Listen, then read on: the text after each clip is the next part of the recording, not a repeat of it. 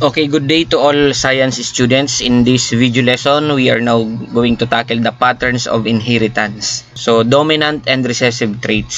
So, at the end of the lesson, the students should be able to, number 1, explain how traits are passed from parents to offspring through dominant and recessive genes. Show appreciation for genetic diversity by respecting physical and hereditary differences among classmates and predict the possible traits of offspring using Punnett squares.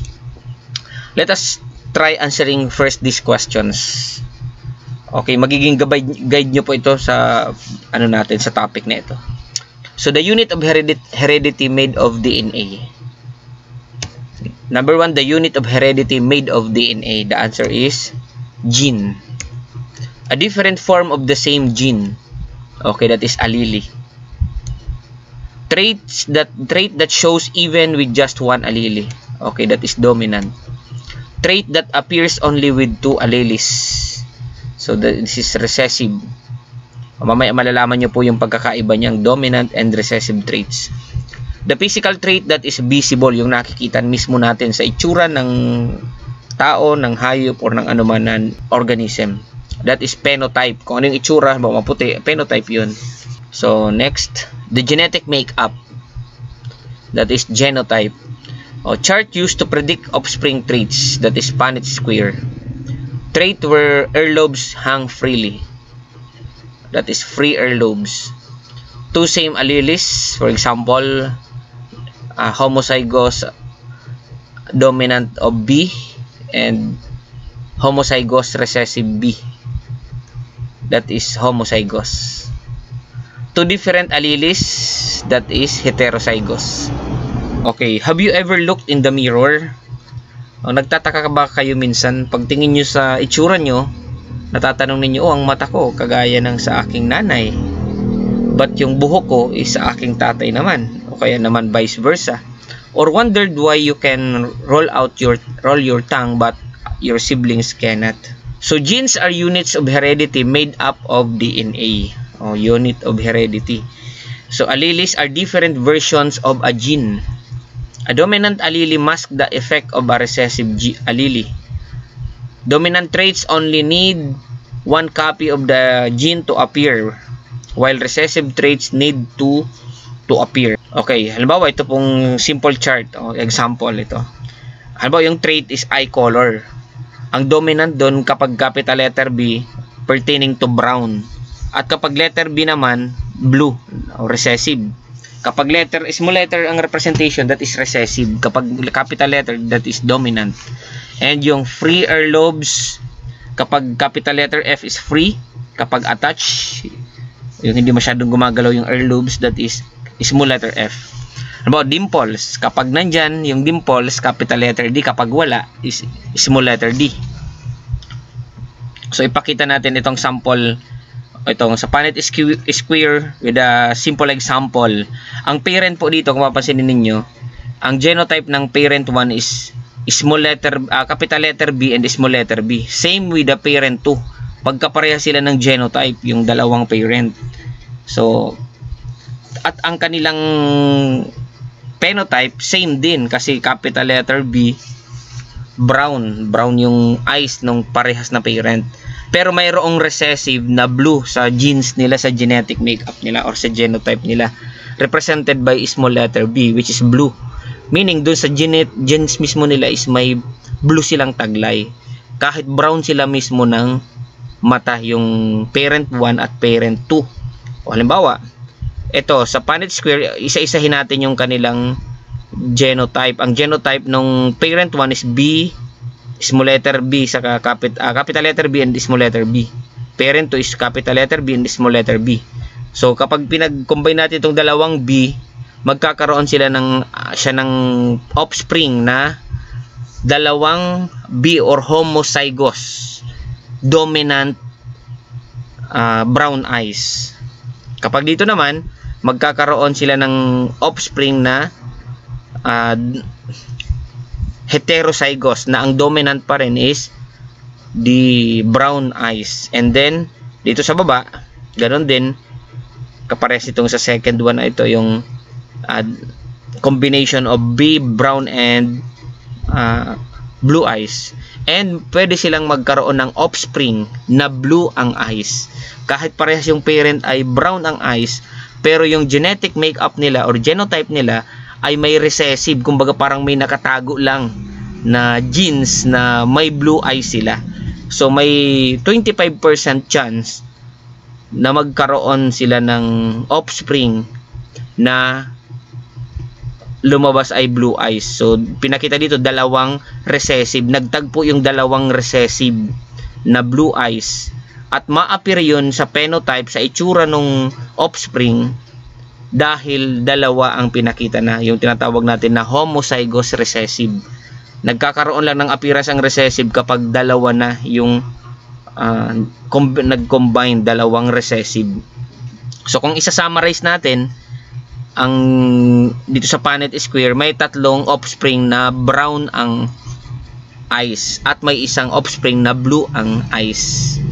Ayan, sa genotype, dalawa yung nakulangan ito, isang homozygous dominant brown, pure na brown, at may kakaroon siya ng dalawang offspring, 50% sa out of 4 na same ng genotype ng dalawang parent, at magkakaroon siya ng offspring na 25% chance na nagkita yung dalawang recessive ng blue eyes. Kaya minsan nagtataka, pares na yung brown ang eyes pero nagkaroon ng anak na blue ang eyes. Maybe dun sa genes nila, dun sa from parents nila, mayroon silang nakatago yung recessive lang na traits ng pagiging blue eyes. So para mas maintindihan po natin ito, mag-sample pa tayo ng another. Ito, pinalaki lang po yung natin, Punnett square. Okay, sample po natin itong ano ba to? Bunga, sabi natin bunga. Yung capital letter G, yung parent 1, sabi natin ito yung parent 1. Ang genotype niya is may dominant na green at may recessive na yellow. Pero ang itsura niya, yung phenotype niya, yung appearance niya, kulay green siya. Pero sa genes niya, sa kaloob-looban niya, mayroon siyang half, 50% na recessive na kulay yellow. At yung parent 2 ay kulay pure na yellow. So walang sa genotype niya walang green. So kumbaga dalawang recessive na green na yellow ang ang genotype ng parent 2. So kung sa Punnett square, so pagtagpuin natin tong G, capital letter G na green saka yellow na G. So 50%, kung mapansin natin, no, na may offspring siya na kulay green ang phenotype. Ulit ha, pag sinabing phenotype, kung ano yung itsura, phenotype. Ano ba, kulay maputi ka, phenotype mo yun. Pero yung genotype, hindi ibig sabihin na pure kang white. Pwedeng may nakatago sa'yo, may recessive na kulay black sa color mo. O ganoon din dito. And then, magkakaroon sila ng chance na 50% ulit, kasi dalawa ito, na pure na yellow ang genotype, at ganun din ang kanilang phenotype. Ulit ha, pag sinabing phenotype, kung ano yung appearance, physical appearance, phenotype. Halimbawa, ikaw ay matangos ang ilong, phenotype mo matangos ang ilong. Pero kung sa parent mo may medyo pango yung nanay or matangos yung tatay, nakuha mo yung tangos sa tatay, phenotype mo matangos. Pero sa genotype mo, within your genes, meron kang recessive na pango na nakatago, na pwedeng lumabas yun sa magiging offspring mo. And then ito, kagaya another example para mas malinaw sa atin tong Punnett square. Okay, for example, itong sa aso. So ang parent A dito, parent 1 is itong double A na capital letter. So the homozygous dominant. Nasabi natin ang representation ng A is black, at yung A na letter, small letter, is white. So itong parent 2, ang genotype niya is heterozygous ng A, dominant of black and recessive of white. Meaning, itong parent 1 is black ang kulay niya sa appearance, sa phenotype. Itong parent 2, black din ang itsura niya sa phenotype. Pero ang genotype niya may recessive na white. So tingnan natin. ayun, magkakaroon sila ng offspring na AA or homozygous dominant black. At magkakaroon din sila ng same nung parent 2 na A na dominant ang black pero recessive ang white. At magkakaroon ulit ng isa pang pure na homozygous dominant black. So meaning to say, hindi sila pwedeng magkaroon ng offspring na white. Pero magkakaroon sila ng puro black ang phenotype ng kanilang offspring. Pero yung dalawa sa anak nila ay yung 50% ay pwedeng magtataglay ng genotype na may recessive na o carrier pa rin ng white color yung kanyang genes. Pero yung appearance is black. Ano po? Sana man naintindihan natin doon sa tatlong example yung pagkakagamit nitong genotype, phenotype, and then the Punnett square. So yung parent 1, AA or homozygous na black, at yung genotype ng parent 2 is recessive yung white, dominant yung black. And then ang genotype ng 50% sa out of 4 sa Punnett square, 50% ng kanilang offspring ay pure homozygous dominant black color. At 50% ay dominant black but heterozygous, kasi hetero, magkaiba yung kanyang hindi pure, ano po. So may recessive, may nakatago lang na white color sa kanyang genes, pero yung phenotype niya, yung itsura niya is black. So phenotype nung apat na offspring, that is 4 black, lahat black ang itsura o ang phenotype ng kanilang offspring. So mag-quiz po tayo tungkol dun sa ating na-discuss. Okay, what is the basic unit of heredity? Okay, protein A, B nucleus, C gene, D enzyme. What is the answer? Ayan, gumalaw-galaw po yung sagot. Letter C. Okay, number 2. What do you call a version of a gene? A, cell, B, chromosome, C, allele, D, trait. Okay, that is allele. Okay, if an individual has one dominant and one recessive allele, their genotype is A, homozygous, B, heterozygous, purebred, mutation. Okay, hetero. What trait is more likely to be expressed? Ito yung nakikita natin na itsura. Anong tawag doon? A, recessive, B, dominant, C, both equally, D, none. Okay, that is the dominant. Which of the following is a dominant trait?